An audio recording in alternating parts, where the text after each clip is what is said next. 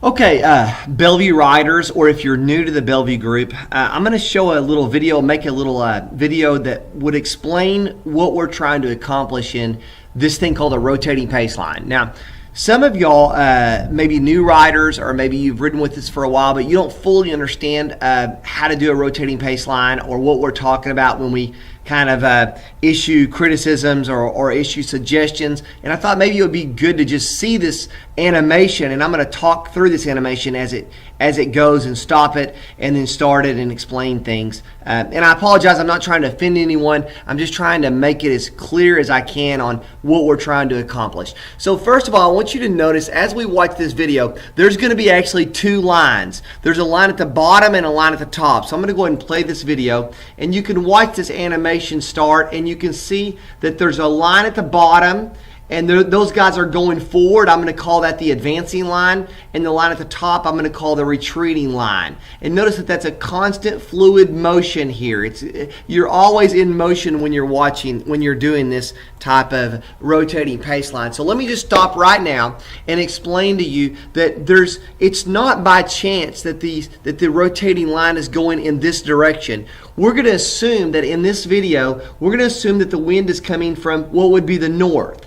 So if the wind is coming out of the north, then these riders in the top of the line are actually hitting the wind, and the riders in the bottom are sort of protected, if you will, from the wind. And that's really important to understand. You want the line to rotate into the wind.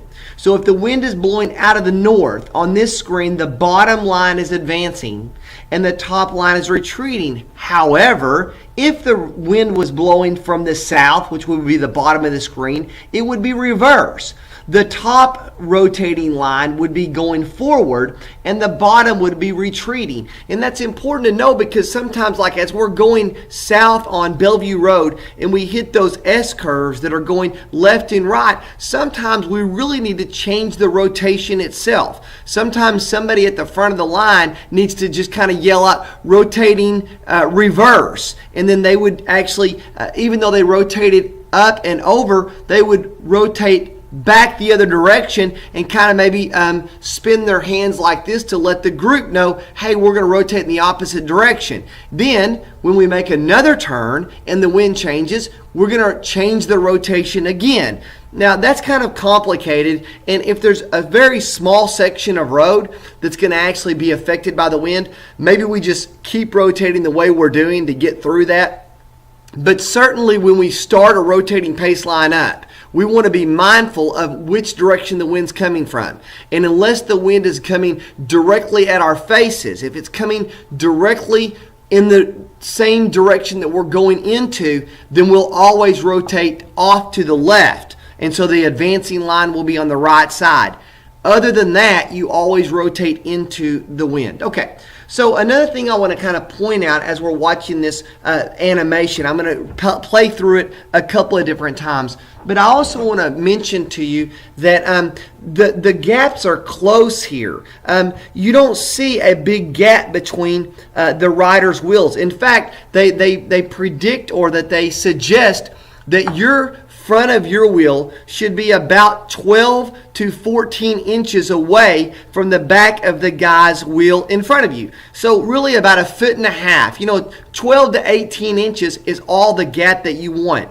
If this second rider here is letting a gap form, so maybe this rider is not here, he's way back over here, well, what's going to happen is that gap right there has got to be made up. So now this guy here, the guy in the third spot back, he's got to speed up. He's got to accelerate to get back to the wheel. Well, that affects everybody behind him, because if this guy, let's stop it here, if this guy right here accelerates, doesn't this guy have to accelerate? Doesn't this guy have to accelerate? Well, now we've got one half of our line is constantly jumping or surging, and that means all of these guys are losing efficiency. They're all working harder than they should have to work, and that's the opposite of what we want. So notice as you're watching the video that both the top line, or the descending line, and the bottom, which is the ascending line, are both keeping the wheels close together, okay? Another thing I want to mention as you're watching the video run is notice that the distance between this guy's elbow and this guy's elbow is minimal, right? Okay, sorry about this. Let me get this on. So you don't want a big gap. In other words, when the guy in the front rotates over, he should not end up over here where my cursor is, right? He shouldn't have a huge gap way up here. And maybe he thinks he's doing a good thing because he's being safe, but really he's not. All he's doing is forcing the line to move up farther away from this line down here, which makes it sloppy. You're not catching as much draft if you have a big distance between the top rotating line and the bottom rotating line. If you try to keep it elbow to elbow, everybody wins. Because again, the purpose of this effort is to make everybody go as fast as possible. Okay, now I'm going to go in and continue to play it. And I want you to notice also, over here. So I want you to also notice as these guys are going that there's no surging. Everybody goes up and over nice and smoothly. So let me stop it one more time. I'm going to replay it here. Let's get it going. And I'm going to stop it and talk for just a second here. This is really critically important. So if you don't understand anything else, you've got to understand this point right here. When the advancing line is moving forward, and this guy's responsibility is to take over the lead spot, the natural reaction is, well, okay, let's do this. Let's back up to this guy. So we've got guys 1, 2, 3, 4, and that's all I'm going to talk about. It's these 4 guys. When guy 2 here, this spot here, the protected rider, when he is moving forward, he's getting a great draft. Because remember, the wind is coming from the north here. So like when he was here, he was always protected from the wind. So as he's advancing, he's like, man, this is super easy. I'm not even going very hard.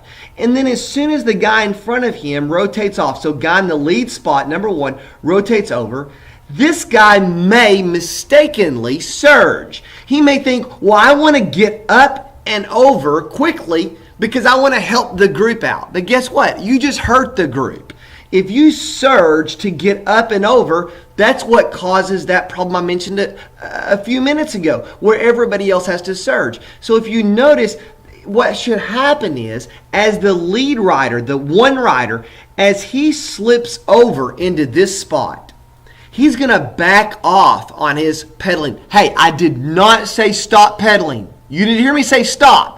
If you stop pedaling, that's a problem because you can drift back into this guy's front wheel and cause a crash where all these guys crash over the top. You can't stop pedaling. What you can do is you can ease up. You can soft pedal. You can go from, let's say that the effort is 240 watts. As we're going through the line, you back off 10 watts. Now, if you don't have a power meter, that's okay. If we think about intensity, if you're at an intensity of 8 as you're moving through, back off to an intensity of 7.5. And so therefore, these guys will slow down just a little bit in speed or intensity. And that allows these guys to, without accelerating, naturally take over that lead spot. So there should be no surging. There should be no increase in speed whatsoever of this bottom line. It should stay the exact same effort and the exact same speed the entire time. Now, another thing I want you to notice is that when this guy rotates up, actually, if you look closely, watch the video again. If you notice, this guy's starting to rotate over before he ever clears the wheel. So when you're going up, when you get close to clearing the wheel, you're going to start easing over. Okay, now I'm going to stop and talk to you for just a minute here. What I just explained about the idea of you easing over, guys, we can't have sudden jerky moves in the pace line. That's counterproductive and that's dangerous. So you never want to jerk over real fast. You never want to stand when you're in the rotating pace line. You never want to quickly move over. You never want to let off the pedals abruptly, causing you to deaccelerate. All of those things can lead to a bad crash. On the other hand, if this guy in the front, if he goes all the way up and over in order to be safe, so to speak, that really is a problem because he's creating really a gap, so to speak. What I do is when I've moved about, when my butt, when my hip is about in line with this guy's arm right here, so I'm like 3/4 of the way past him, I start to slowly slide over, knowing that if this guy does his job, if he's soft pedaling, if he's backing off on the watts like he's supposed to do, by the time my wheel clears, he's going to be behind me and I'm going to be in exactly the right spot for him to catch the draft off of my wheel. On the other hand, if I go all the way up and over, we call that making a square out of it. If I go all the way up and over, what inevitably happens is this guy right here is left exposed to the wind for too long of a period of time before he can slide over and he starts to fatigue. Okay, let me stop and talk about this for a minute. Guys, if you can't stay in the rotating pace line at under 80% of your maximum effort, if you're over an 8 out of 10 on your scale of intensity, so to speak, that pace line's too much for you. You need to probably hang out in the back and just watch what's going on and try to stay out of the way, so to speak. Because if you're at 90% or you're at 90% of the required effort, if it takes you 90% to get through the pace line and then up and then back, that's a recipe for you end up either pulling yourself to death where you can't even finish the ride strong, or you end up stalling out where these guys down here, you like stall right here and you can't really move up and over, and so you're like breaking the wind for too long of a period of time. Maybe you end up fading back, which makes everything go bad. And so you really need to be able to rotate in a comfortable heart rate zone in order to be efficient and effective. Now remember, we're going to have a B group starting 2018. So if you can't stay with the A group, the B group is still going to ride hard. The B group is still going to rotate. The B group is still going to pace line. We're going to ride in that B group. If you can't ride like 18 miles an hour average speed, then you're probably still with the wrong group, because the B group is not a no drop ride. What the B group is a way to let those riders that can't quite maintain the intensity of the A group and allow them to form their own group and still have a really effective, efficient pace line and a great workout. The B group's going to go just as far as the A group as far as distance goes. They're just not going to ride with quite the same level of intensity. All right, so showing the animation again, everything is nice and smooth, everything is tight, there's no gaps in the ascending line or the descending line, which I like that a lot. This guy in the very rear here, if you notice, he doesn't fade way back and then over and have to jump or surge to get back up to the wheel. As soon as this guy right here gets far enough ahead, he just slides right over. Okay, now let me stop and talk about a sidebar for a minute. Sometimes you may find yourself in a situation where you can't rotate through at a comfortable intensity. It's a little bit too fast for you. You can stay on the back if you would like. So imagine, if you will, there's another rider right here. You can sort of stay out of the way and let these guys rotate in front of you. But I'm going to warn you, that's a very hard thing to do because you're constantly losing the draft. If you can imagine, let me just back this up again. And so as you watch the animation proceed, you can imagine that if you're in a spot right here, well, you just lost the draft. When this guy slid over, now there's a void here. And now the next guy rotates up, and now there's another void right here. So that's a very hard spot to stay in. It can be done, but it's not easy to do that. If you're going to stay in that spot back there, I would encourage you and ask you to yell out from the back. You're going to yell out, "I'm out." And when you say "I'm out," that means the person drifting back has got to know that he's got to slide over and take that spot, basically. Now, you also need to leave a big enough of a gap that's going to allow that rider to slide over and have room to rotate. Now, guys, here's another thing. All right, and I don't want to be critical. I don't want to sound like a boss, but this is really important.